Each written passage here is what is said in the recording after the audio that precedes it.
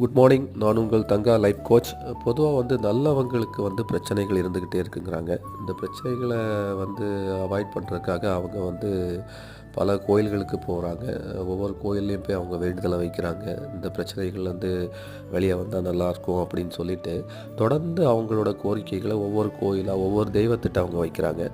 ஆனால் இதில் நல்லவங்களாக இல்லாதவங்களுக்கு பிரச்சனை இல்லை. அவங்க கோயில் பக்கம் வர்றதில்ல.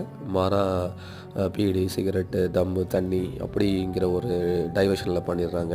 ஆனால் ரெகுலராக கோயில் போகிற நல்லவங்களுக்கும் அந்த பிரச்சனை சால்வ் ஆக மாட்டேங்குது. ஏன் சால்வ் ஆக மாட்டேங்குது அப்படின்னா, கோயில் தெய்வங்கள் அங்கே போகிறதுக்கு ஒரு முக்கியமான காரணம் நமக்குள்ள ஒரு மன தெளிவு வரணும்.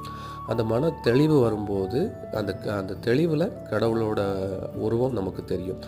அதில் கடவுள் வெளிப்படுவார். அப்போ நம்ம அந்த கோரிக்கைகளை வச்சோம் அப்படின்னா அது நிறைவேறும். ஸோ கோயில்களுக்கு போகிறது மன தெளிவுகளுக்கு மட்டுமே.